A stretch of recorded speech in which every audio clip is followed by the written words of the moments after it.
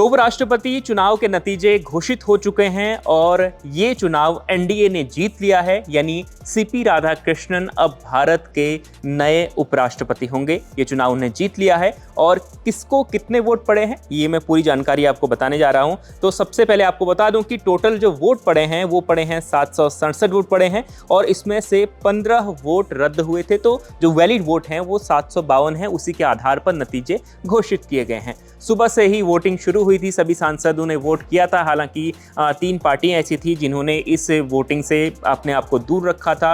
उसके बाद से कुछ सांसद कम हो गए थे वोटिंग में, कोई वोटों की जो संख्या थी वो कम हो गई थी। उसके बाद वोट जो पड़े हैं वो 98% वोट पड़े हैं, यानी 767 वोट पड़े हैं। और आपको बता दें कि एनडीए को, यानी एनडीए ने जो चुनाव जीता है उनको टोटल वोट पड़े हैं 452 और इंडिया ब्लॉक को 300 वोट पड़े हैं। और इंडिया ब्लॉक ने ये चुनाव जो है वो गंवा दिए हैं, यानी बी सुदर्शन रेड्डी जो इंडिया ब्लॉक की ओर से इस उपराष्ट्रपति पद के जो दावेदारी कर रहे थे वो चुनाव हार गए हैं और चुनाव जीत गए हैं।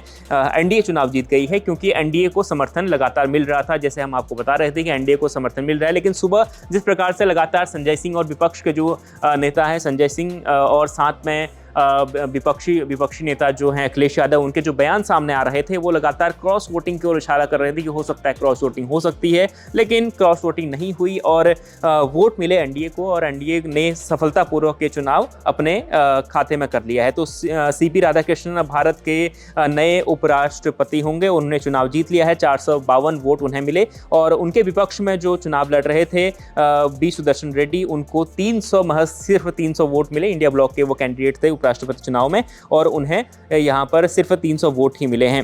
तो वहीं आपको बता दें कि ये चुनाव जो है ये काफ़ी दिलचस्प था क्योंकि अचानक जगदीप धनखड़ का जो इस्तीफा हुआ उसके बाद से ये चुनाव हुए हैं। और इस चुनाव में एक तरीके से शुरुआत में कहा जा रहा था कि दोनों साउथ के जो कैंडिडेट हैं वो सामने हैं और साउथ के कैंडिडेट हो सकता है कि जो साउथ की बड़ी पार्टियां हैं वो क्रॉस वोटिंग कर सकती हैं, इस प्रकार का अंदाज़ा लगाया जा रहा था। लेकिन किसी भी पार्टी ने क्रॉस वोटिंग नहीं की और उसका जो नतीजा निकला कि ये चुनाव एनडीए ने जीत लिया है और सीपी राधाकृष्णन अब नए उपराष्ट्रपति होंगे भारत के। अब वो ये चुनाव जीतने के बाद अब उनके शपथ ग्रहण प्रक्रिया होगी तो उसके बाद वो भारत के नए उपराष्ट्रपति होंगे। इस खबर पर इतना ही। डिटेल में अन्य खबरों के लिए देखते रहिए India.com।